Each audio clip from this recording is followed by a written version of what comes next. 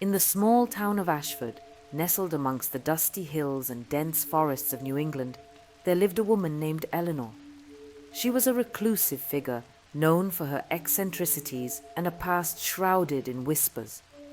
Her house, an ancient Victorian mansion, stood at the edge of town, its windows like watching eyes and its walls filled with secrets. Eleanor's days were spent in solitude, her only company the books that lined the shelves of her expansive library.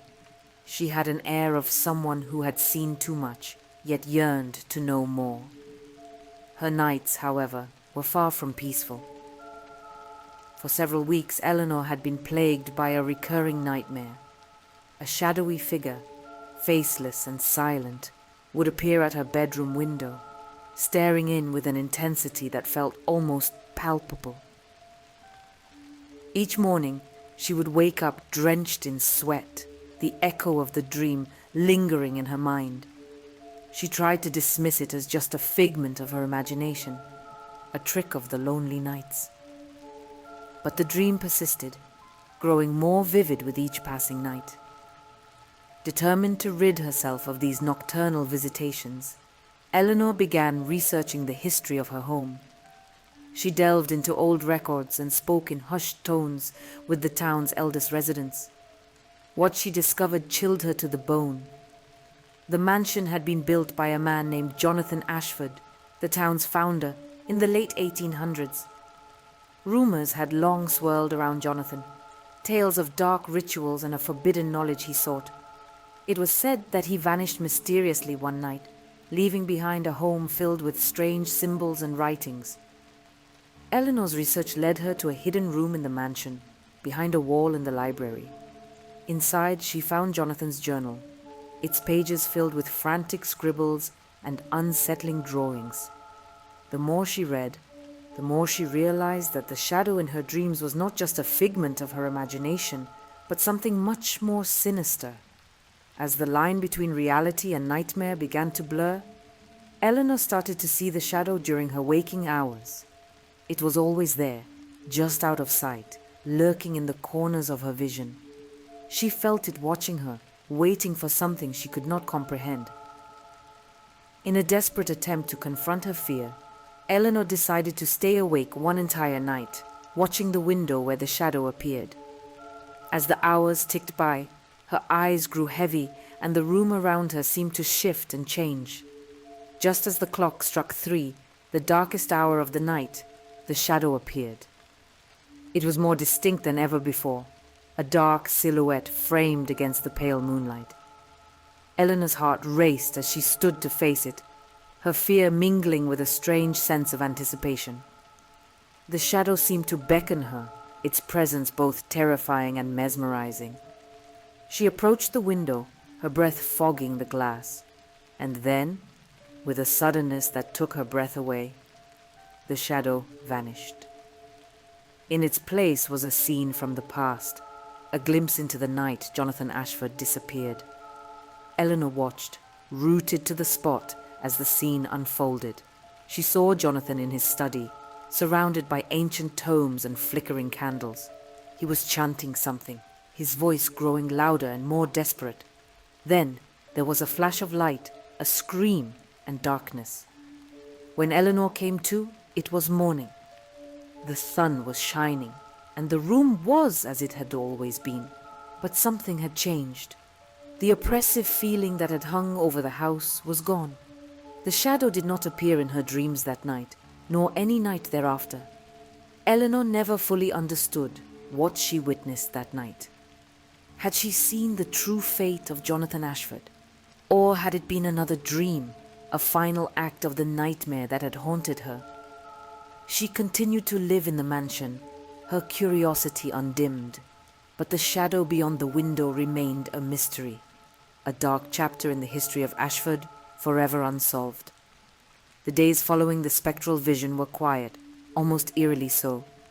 Eleanor found herself wandering the halls of her mansion, pondering the enigma of the shadow and the vision of Jonathan Ashford. She could not shake the feeling that something remained unresolved, a piece of the puzzle still missing. she decided to delve deeper into the town's history, seeking out the oldest and most forgotten archives. In the dusty basement of the local library, she discovered old newspapers and diaries from the time of Ashford's disappearance.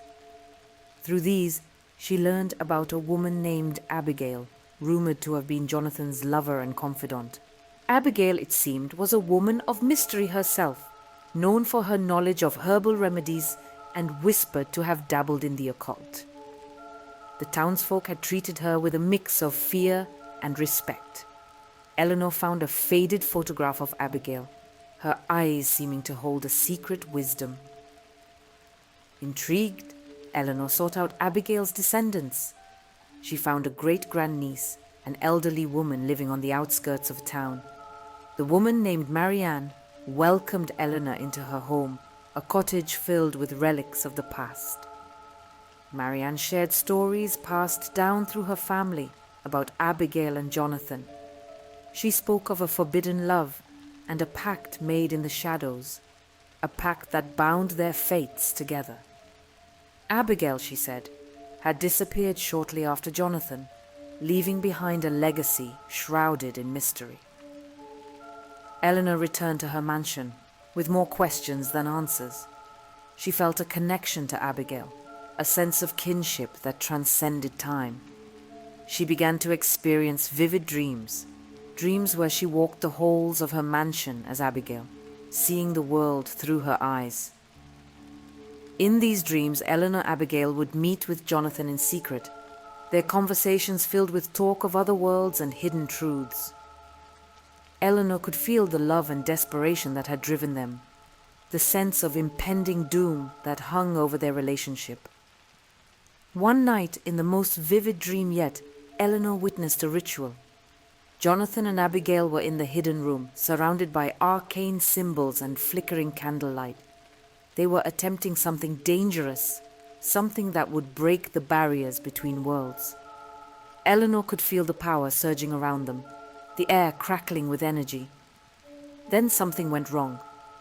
A force, dark and uncontrollable, burst forth, engulfing the room. Eleanor could hear Abigail scream, filled with fear and regret.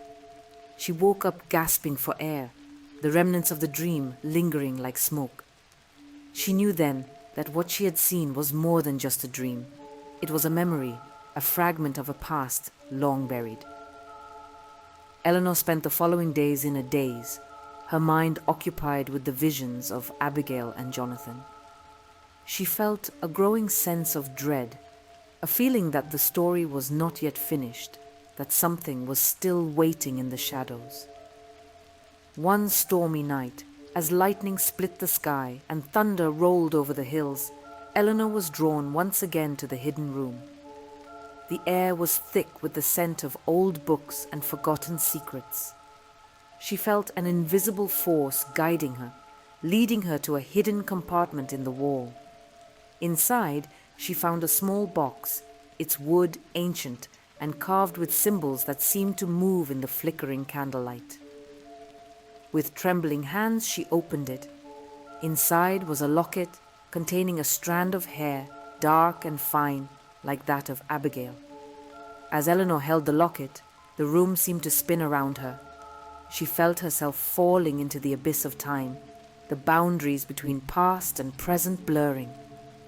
Eleanor found herself standing in the hidden room, but it was different now, alive with the energy of the ritual. She saw Jonathan and Abigail, their voices rising in an incantation. She could feel the power building, a storm about to break. Then, with a sound like the world tearing apart, the ritual reached its climax. A portal opened, a gaping maw of darkness, and from it emerged the shadow. It was a creature of nightmare, formless and terrifying, its presence an affront to the natural order. Jonathan and Abigail tried to control it, but it was too powerful. It turned on them, its dark energy lashing out.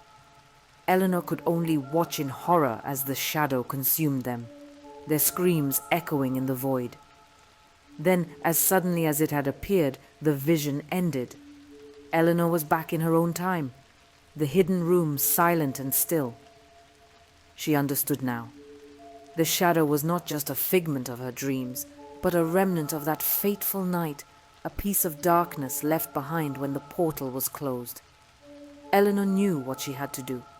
She had to close the loop, to end the legacy of Jonathan and Abigail. She began to study the ritual, poring over Jonathan's journal and the ancient tomes in her library. After weeks of preparation, she was ready. She set up the ritual in the hidden room, replicating the conditions of that night long ago. As she began the incantation, she could feel the shadow drawing nearer, attracted to the energy she was summoning. The air grew cold, and the candles flickered wildly. Eleanor continued the chant, her voice steady, despite the fear that gripped her heart. She could see the portal beginning to form, the darkness reaching out towards her. With a final surge of will, she completed the ritual. A blast of light filled the room, and the shadow screamed, a sound that seemed to come from everywhere and nowhere. Then it was pulled back into the portal, disappearing into the void from which it had come. Exhausted, Eleanor collapsed to the floor. When she awoke, it was morning, the sun streaming through the windows. The oppressive feeling that had haunted the mansion was gone, replaced by a sense of peace. She knew that the story of Jonathan and Abigail was finally at an end. Their tragic tale, which had spanned centuries, had come to a close. Eleanor felt a sense of relief, but also of sadness. She had touched a part of history, had been part of a story much larger than herself. As she walked through the halls of her mansion, she felt a new connection to the past, a sense of understanding and acceptance. The shadow beyond the window was gone, but its memory would remain, a reminder of the thin veil between reality and the unknown. And so Eleanor's life continued, marked by a deeper appreciation for the mysteries that surround us all. She often thought of Jonathan and Abigail, of the love that had driven them to defy the boundaries of their world. She wondered what other secrets lay hidden in the shadows, waiting to be uncovered. But that is a story for another time.